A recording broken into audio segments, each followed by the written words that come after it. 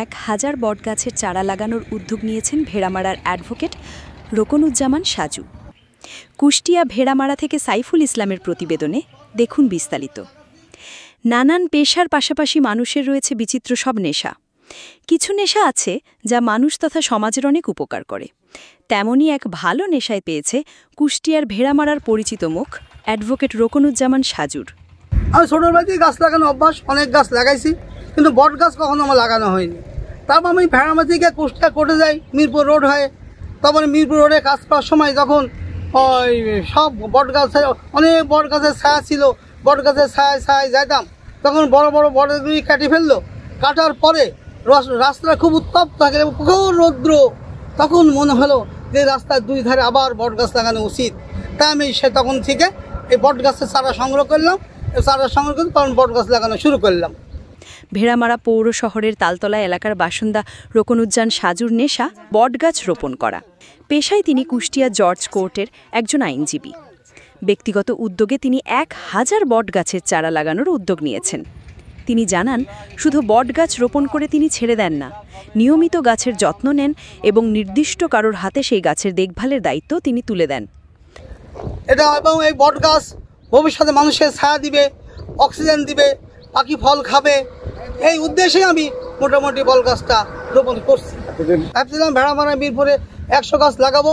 এখন যা পরিবেশ পরিস্থিতি দেখছি, এই 100 গাছ হবে না, প্রায় 1000 গাছ লাগানো লাগবে। অতএব আমি সারা বছর চারা সংগ্রহ করব এবং গাছ লাগাই যাব, কোনো হিসাব নাই, যত গাছ লাগানো লাগে আজীবন লাগাই যাব। অফিসে যাওয়ার সময় তার লাগানো বিভিন্ন গাছে তিনি পানি দেন। একই রকমভাবে আবার বাড়ি ফেরার পথেও তিনি একই কাজ করেন। গাছের পরিচর্যা করা অ্যাডভোকেট সাজুর নেশায় পরিণত হয়েছে।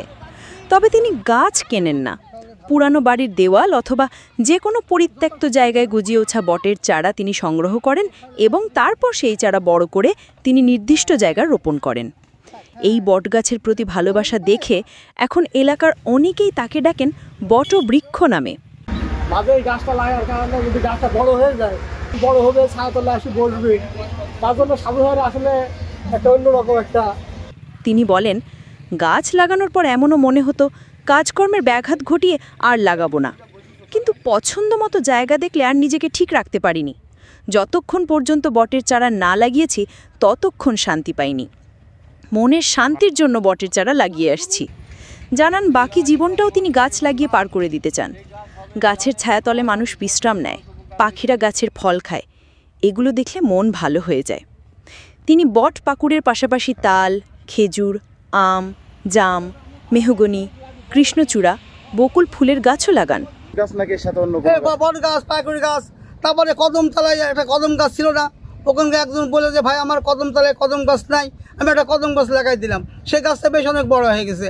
কেউ পাইকুড়ি গাছ আছে, পাইকুড়ি গাছ দিচ্ছি, কেউ বলছে বকুল গাছ দেন, বকুল গাছ দিচ্ছি, কেউ বলছে কৃষ্ণচূড়া গাছ দেন, কৃষ্ণচূড়া গাছ দিচ্ছি। আবার সেদিন এই ছেলেগুলো সাথে ভাই 100 কাঁঠাল গাছ দেন, আমি কাঁঠাল গাছ লাগাই দেবো রাইটার ভেড়ামারা রোডে। তা বলে হ্যাঁ দেবো, তো 100 গাছ দেবো, 100 গাছ লাগাই। আবার শিমুল গাছ লাগাচ্ছি, শিমুল গাছ উপরে পাখি বসার জায়গা নাই, শিমুলের ফুল ফুটবে, ওই তিল শগুন বসার জায়গা পায় না, উঁচা গাছ দরকার হয়, সেজন্য আবার শিমুল গাছ লাগাচ্ছি। তিনি জানান, গাছ লাগানোর সময় অনেক জায়গায় বাধার সম্মুখীনও হয়েছেন। তাদের গাছের সুফল সম্পর্কে বুঝিয়ে গাছ লাগাতে হয়েছে। এখন তারা সুফল পাচ্ছেন। সবার কাছে তিনি অনুরোধ জানিয়ে বলেন, আসুন সবাই গাছ লাগাই, পরিবেশ বাঁচাই।